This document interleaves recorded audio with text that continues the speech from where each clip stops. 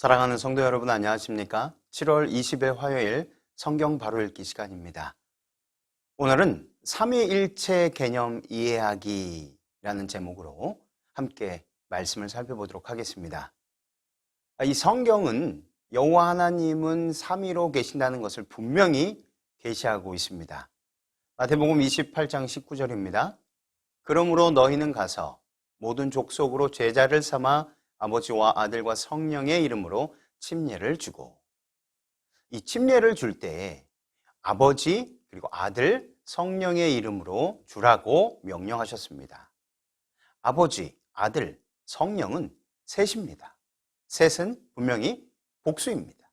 그런데 이 세 분의 이름이라고 할 때 이름은 단수로 사용하였습니다. 이 세 분이기 때문에 수의 일치를 요구하는 문법으로는 이름이 복수가 되어야 합니다. 즉, 이름들로 침례를 주라고 해야 문법에 맞습니다. 그러나 이름이 단수입니다. 이것은 아버지, 아들, 성령이 이름 하나를 공유하고 있다는 것을 뜻합니다. 그래서 이 삼위일체를 이해할 때 성경에 기록된 대로 삼위일명이라고 이해하면 삼위일체의 개념을 보다 쉽게 이해할 수 있을 것입니다. 아버지, 아들, 성령은 한 이름, 곧 여호와라는 이름을 공동으로 사용한다는 말씀입니다. 이것은 아버지, 아들, 성령이 각각 자존자라는 뜻이 됩니다. 삼위가 다 여호와라는 것은 삼위가 다 스스로 존재한다는 것을 나타내는 것이 분명합니다. 구약 성경에도 삼위가 확실히 계시되어 있습니다. 우선 하나님이라는 칭호 엘로힘은 복수형입니다. 저번 주에 말했듯이 하나님의 존엄성을 문자로 표현하기 위하여 복수형을 사용했다고 주장하는 사람들이 있습니다. 그러나 실제로 성경에 하나님 여호와가 복수로 존재하시기 때문에 복수형인 엘로힘을 사용한 것이라고 이해하는 것이 타당할 것입니다. 이 창세기 1장 1절에서도 태초에 하나님이라고 할 때 엘로힘을 썼습니다. 그러나 천지를 창조하시니라 라고 했을 때 창조하다라는 말은 단수인 바라입니다. 삼위일명 여호와 하나님을 신묘하게 표현한 영감적 표현이 아니겠습니까? 이 복수인 삼위이지만 한 이름, 여호와이기 때문에 복수 주어의 단수 동사를 사용하여 이 사실을 기록하도록 영감을 주신 것입니다.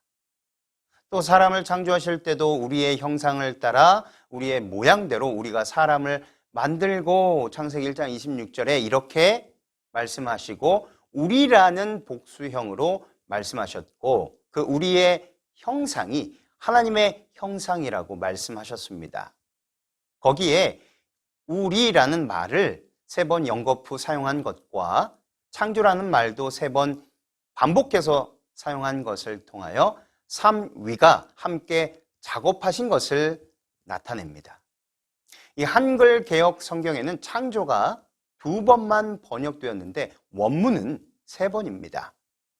요즘 번역한 새번역, 우리말 성경, 바른 성경, 공동 번역 등은 다 창조라는 단어를 3번 올바르게 번역했습니다.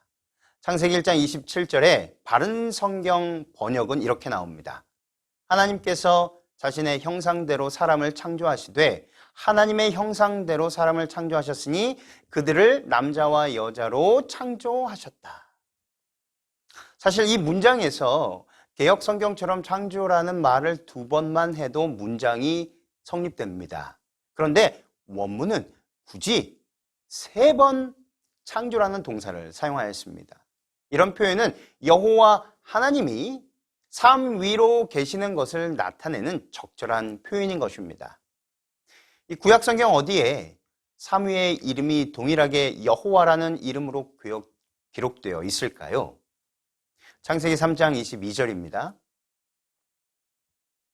여호와 하나님이 가라사대 보라 이 사람이 선악을 아는 일에 우리 중 하나같이 되었으니 그가 그 손을 들어 생명나무 실과도 따먹고 영생할까 하노라 하시고, 아담 부부를 에덴 동산에서 내어보내실 때 하신 여호와 하나님의 말씀입니다. 여호와 하나님이 말씀하시기를 우리 중 하나같이라고 하셨습니다. 우리에 포함된 분들은 다 여호와이신 것을 확실하게 표현한 것입니다. 여호와 하나님이 우리 중 하나라고 하셨으니 여호와는 우리 중 하나, 우리 중 둘, 우리 모두 이렇게 말씀하실 수 있는 복수 존재라는 것을 확실히 나타내는 표현입니다. 어떤 사람들은 우리 중 하나라는 말을 천사를 포함한 표현이라고 주장합니다. 그렇게 되면 천사들도 여호와 하나님께서 선악을 아는 것과 같이 선악을 안다는 뜻이 됩니다.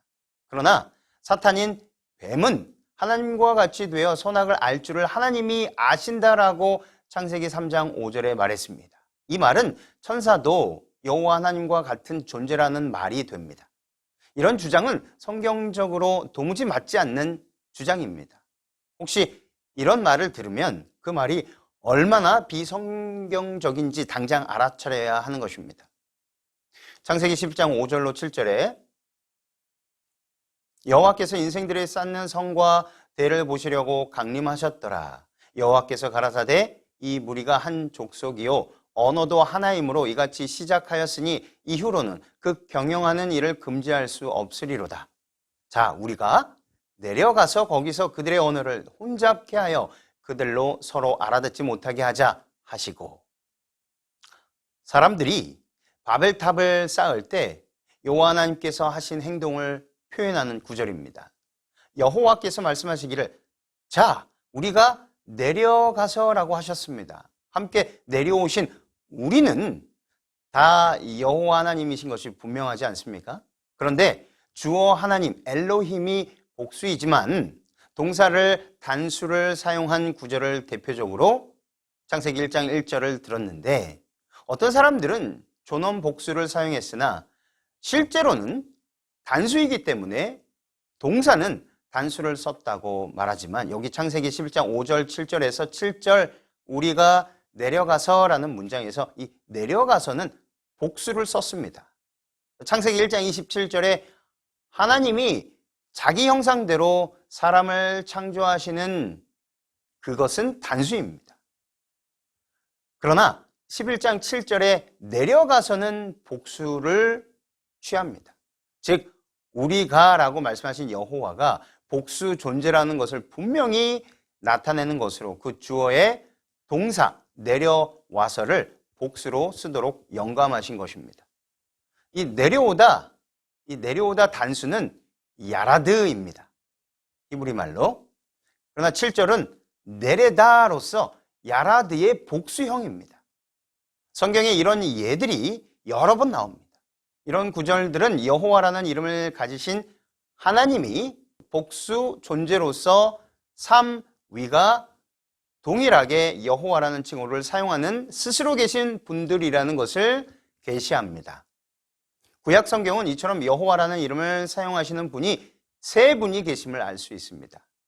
그렇다면 성경을 읽을 때 이 세 분 여호와를 어떻게 구분하겠습니까? 이 세 분 여호와를 성경을 읽어서 구분하여 알기가 쉽지 않습니다. 그래서 장면에 따라서 구분할 수 있도록 기록하게 하셨습니다. 그것을 대략적으로 살펴보면 이렇습니다. 첫 번째, 여호와의 사자라고 표현된 이 단어, 여호와의 사자라고 표현된 이 단어는 바로 말씀 하나님, 다시 말해 아들 하나님을 나타내는 것입니다. 출애굽기 3장 1절로 15절입니다.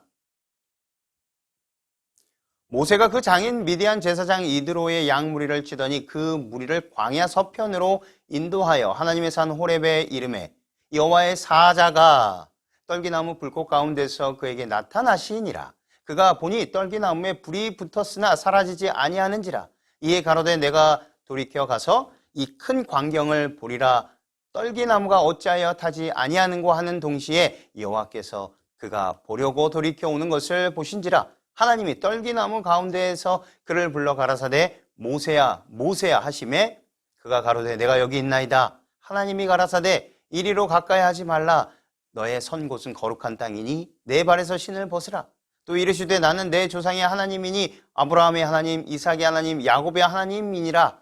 모세가 하나님 배웠기를 두려워하여 얼굴을 가리우매 여호와께서 가라사대 내가 애굽에 있는 내 백성의 고통을 정녕 보고 그들이 그 간역자로 인하여 부르짖음을 듣고 그 우고를 알고 내가 내려와서 그들을 애굽인의 손에서 건져내고 그들을 그 땅에서 인도하여 아름답고 광대한 땅, 젖과 꿀이 흐르는 땅 곧 가나안 족속, 헷 족속, 아모리 족속, 브리스 족속, 히위 족속, 여부스 족속의 지방에 이르려 하노라. 이제 이스라엘 자손의 부르짖음이 내게 달하고 애굽 사람이 그들을 괴롭게 하는 학대도 내가 보았으니 이제 내가 너를 바로에게 보내어 너로 내 백성 이스라엘 자손을 애굽에서 인도하여 내게 하리라. 모세가 하나님께 고하되 내가 누구간데 바로에게 가며 이스라엘 자손을 애굽에서 인도하여 내리이까? 하나님이 가라사대 내가 정녕 너와 함께 있으리라. 내가 백성을 애굽에서 인도하여 낸 후에 너희가 이 산에서 하나님을 섬기리니 이것이 내가 너를 보낸 증거니라. 모세가 하나님께 고하되 내가 이스라엘 자손에게 가서 이르기를 너희 조상의 하나님이 나를 너희에게 보내셨다 하면 그들이 내게 묻기를 그의 이름이 무엇이냐 하리니 내가 무엇이라고 그들에게 말하리이까? 하나님이 모세에게 이르시되 나는 스스로 있는 자니라. 또 이르시되 너는 이스라엘 자손에게 이같이 이르기를 스스로 있는 자가 나를 너희에게 보내셨다 하라. 하나님이 또 모세에게 이르시되 너는 이스라엘 자손에게 이같이 이르기를 나를 너희에게 보내신 이는 너희 조상의 하나님 곧 아브라함의 하나님, 이삭의 하나님, 야곱의 하나님 여호와라 하라. 이는 나의 영원한 이름이요 대대로 기억할 나의 표혼이라. 호렙산 떨기나무 불꽃 중에 나타나신 여호와의 사자, 그분이 바로 여호와 하나님이라고 분명히 밝히고 있습니다. 스스로 있는 자라고 하시고 여호와가 나의 영원한 이름이라고 하신 분이 바로 2절에 나타난 여호와의 사자, 그분인 것을 분명히 알 수 있습니다. 다시 말해 말씀 하나님, 곧 예수님은 구약 성경에서 여호와의 사자라는 칭호로 자주 나타나셨습니다. 때로는 여호와라는 이름으로 나타나셨지만 여러 경우 여호와의 사자라는 이름으로 나타나셨습니다. 그래야 삼위 여호와 중에 어느 분인지 성경을 읽는 사람들이 알 것이기 때문입니다. 이 신약 성경의 삼위일명 하나님은 아버지, 아들, 성령으로 계시되었습니다. 그런데 아버지는 여호와이십니다. 여호와의 신은 성령이십니다. 이것은 분명하고 확실합니다. 그러므로 여호와의 사자로 나타나신 분은 아들, 곧 말씀 하나님 외에 다른 분이 없는 것입니다. 두 번째는 여호와의 신, 여호와의 영, 이것은 바로 성령 하나님이십니다. 성령 하나님은 구약 성경에서 여호와의 신, 여호와의 영 또는 하나님의 신, 하나님의 영이라는 이름으로 계시되어 있습니다. 미가서 2장 7절에 너희 야곱의 족속아 어찌 이르기를 여호와의 신이 편급하시다, 다시 말해 조급하시다 하겠느냐, 그의 행위가 이러하시다 하겠느냐, 나의 말이 행위 정직한 자에게 유익되지 아니하냐. 이 구절에서도 여호와의 신은 성령 하나님이십니다. 성령도 여호와 하나님이신데 구분해서 알 수 있도록 여호와의 신이라고 기록하게 하셔서 성경을 읽을 때 그 개체를 분명히 알도록 해주신 것입니다. 참으로 감사한 일이 아니겠습니까? 성령이 여호와의 신 것은 구약 성경과 신약 성경을 대조하여 보면 너무나 확실해집니다. 이사야 6장 9절로 10절 먼저 살펴보도록 하겠습니다. 이사야 6장 9절로 10절에 여호와께서 가라사대 가서 이 백성에게 이르기를 너희가 듣기는 들어도 깨닫지 못할 것이요 보기는 보아도 알지 못하리라 하여 이 백성의 마음으로 둔하게 하며 그 귀가 막히고 눈이 감기게 하라 염려컨대 그들이 눈으로 보고 귀로 듣고 마음으로 깨닫고 다시 돌아와서 고침을 받을까 하노라. 신약 성경의 사도행전 28장 23절 28절입니다. 저희가 일자를 정하고 그의 우거하는 집에 많이 오니 바울이 아침부터 저녁까지 강론하여 하나님 나라를 증거하고 모세의 율법과 선지자의 말을 가지고 예수의 일로 권하더라. 그 말을 믿는 사람도 있고 믿지 아니하는 사람도 있어 서로 맞지 아니하여 흩어질 때에 바울이 한 말로 일러 가로되 성령이 선지자 이사야로 너희 조상들에게 말씀하신 것이 옳도다. 일러스되 이 백성에게 가서 말하기를 너희가 듣기는 들어도 도무지 깨닫지 못하며 보기는 보아도 도무지 알지 못하는도다. 이 백성들의 마음이 완악하여져서 그 귀로는 둔하게 듣고 그 눈을 감았으니 이는 눈으로 보고 귀로 듣고 마음으로 깨달아 돌아와 나의 고침을 받을까 함이라 하였으니 그런즉 하나님의 이 구원을 이방인에게로 보내신 줄 알라. 저희는 또한 들으리라 하더라. 바울은 이사야 6장 9절로 10절을 인용하면서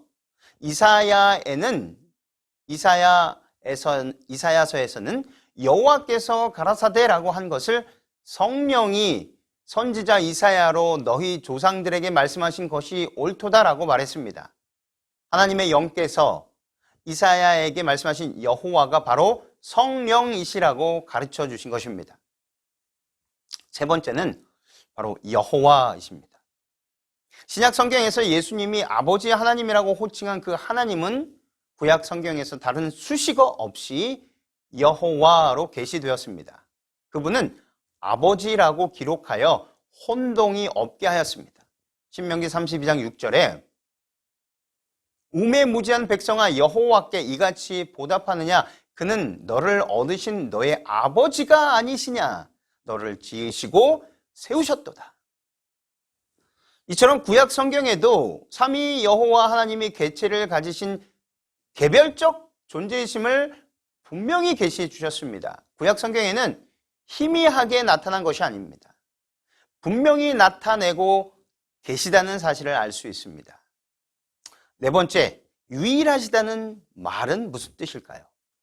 성경에 하나님을 유일하신 하나님이라고 계시합니다. 오직 하나 또는 홀로 하나라고 계시합니다. 그런데 여호와가 세 분으로 각각 개체를 가지신 자존자라고 하니 유일하다는 말과 삼위라는 말은 어떻게 조화를 이루겠습니까? 우리는 성경에서 합리적인 대답을 찾을 수 있습니다. 우리가 성경을 읽을 때 본문을 주의 깊게 관찰하는 습관을 기르는 것은 좋은 일입니다.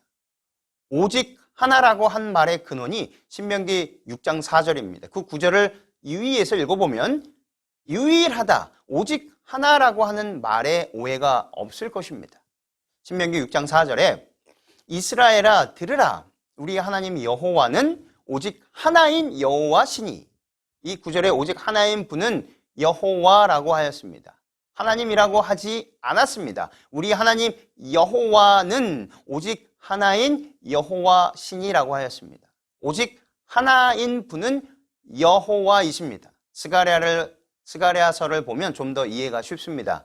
스가랴 14장 9절에 여호와께서 천하의 왕이 되시리니 그날에는 여호와께서 홀로 하나이실 것이요 그 이름이 홀로 하나이실 것이며 여호와께서 홀로 하나이신데 바로 그 이름이 홀로 하나이다. 여호와가 홀로 하나인데 그것은 그 이름이 홀로 하나라는 말입니다.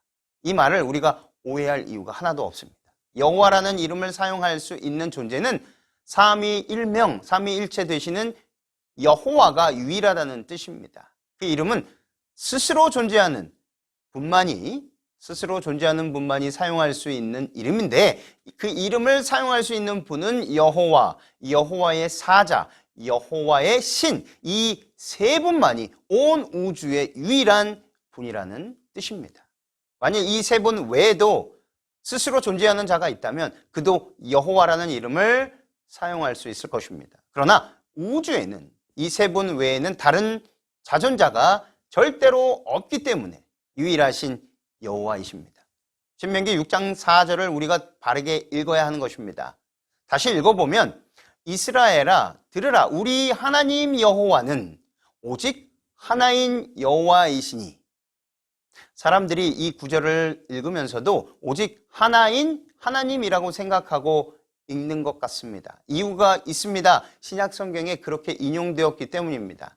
신약 성경에는 여호와라는 말이 한 번도 없습니다. 왜 그랬을까요? 교회에 보내는 말씀이므로 하나님이라고 하면 여호와 하나님이신 것을 교회가 알고 있기 때문입니다. 말씀 하나님이 사람이 되셔서 예수라는 이름으로 오셨고, 예수라는 이름은 구원하시는 여호와라는 뜻이기 때문에 여호와 이름을 따로 쓰지 않고 그냥 하나님과 예수와 성령으로 기록한 것이 합리적이지 않겠습니까? 구약 성경에서 하나님이라고 하면 이미 말한 대로 이방의 신들도 다 하나님, 엘로힘이라고 하기 때문에 성경에 하나님의 이름을 분명히 밝혀야 할 필요가 있기 때문에 성령께서 그렇게 영감하신 것입니다. 신명기 6장 4절은 오직 하나인 하나님이시라 라고 하지 않는 것에 유의해야 합니다. 이 구절은 하나님이 오직 하나라고 하지 않고 여호와가 오직 하나라고 한 것입니다. 이 구절에서 오직 하나라고 번역한 히브리어는 에하드입니다. 절대 하나뿐인 하나는 야히드입니다. 그래서 우리 자신의 목숨은 야히드이지 에하드가 아닙니다. 에하드는 한 가족, 한 교인 이럴 때 쓰는 말입니다. 한국 사람들은 한국 민족, 한 민족을 단일 민족이라고 말합니다. 이때 단일이라고 쓰는 말이 바로 에하드에 해당되는 것입니다. 더 쉽게 말하면 우리 가족이 외국인 교회에 출석했는데 한국 사람은 우리 가족뿐이다. 이때 이 교회에서 한국인으로서 우리 가족이 유일하다라고 말할 수 있는 것입니다. 우리 가족이 개별적으로는 6사람이지만 그럴 때 이 교회 안에 한국인은 우리가 유일하다라는 말을 할 수 있습니다. 에하드는 이렇게 사용되는 말입니다. 우주에 스스로 존재하는 분은 여호와 삼위가 유일하다는 것입니다. 그래서 하나님이 오직 하나라고 하지 않고 여호와가 오직 하나, 여호와가 오직 에하드로 존재한다라고 기록한 것입니다. 유일하다, 오직 하나, 홀로 하나라는 말이 다 에하드인 것입니다. 우리가 살펴보았던 스가랴 14장 9절도 에하드입니다. 구약 성경에 홀로 하나, 오직 하나, 유일하신 하나님이라고 말한 곳이 없습니다. 다만 여호와를 오직 하나라고 할 때만 적용했습니다. 여호와만 유일하십니다. 스스로 존재하시는 분은 우주의 여호와라 이름하신 삼위일명 하나님 외에는 절대로 없다는 것입니다. 여호와 삼위가 비록 세 개체로 계시지만 유일하신 것입니다. 유일하다는 말을 올바르게 이해하는 것은 아주 중요합니다. 이사야 37장 16절에 그룹 사이에 계신 이스라엘 하나님 만군의 여호와여 주는 천하만국의 유일하신 하나님이시라. 주께서 천지를 조성하셨나이다. 여기 유일하신 하나님을 요즘 번역들은 그룹 위에 앉아 계신 만군의 여호와 이스라엘의 하나님이시여 땅의 모든 나라들 가운데 주님만 하나님이시니 주께서 하늘과 땅을 지으셨습니다. 바른 성경에 이렇게 기록해 놓았습니다. 유일하신 하나님을 주님만이라고 번역하였습니다. 유일하신이라고 번역한 히브리어는 바드인데 만이라는 뜻입니다. 즉 나만이 그 사람만이라고 할 때 쓰는 말입니다. 그러므로 오직 하나인 여호와는 여호와 에하드이고 이사야의 이 구절은 엘로힘 바드가 되는 것입니다. 성경에는 삼위일체라는 단어가 나오지 않습니다. 그러나 오늘 우리는 삼위일체, 즉 이 단어가 성경 어디에도 없지만 삼위일체, 다시 말해 삼위일명이라는 개념이 성경에 분명하게 나오기 때문에 삼위일체라는 단어를 사용할 수 있는 것입니다. 아버지 여호와 하나님, 아들 여호와 하나님, 성령 여호와 하나님으로 각각 뚜렷한 개체를 가지고 계신 세 분 여호와 하나님께서 온 우주의 주인이시고 이 세상과 이 땅의 모든 것과 사람을 창조하신 유일한 여호와 하나님이시라는 사실을 하나님께서는 성경을 통하여 계시하신 것입니다. 다음 이 시간에 계속해서 성경에 나타난 이 삼위일체 개념에 대하여 좀 더 자세하게 살펴보도록 하겠습니다. 연일 계속되는 폭염 속에 건강관리에 유의하시고 언제나 어디서나 무엇을 하더라도 항상 기도에 힘쓰며 말씀대로 믿고 그 말씀을 삶 속에서 실천하게 되시기를 주님의 이름으로 기도드리며 오늘 말씀을 마치겠습니다.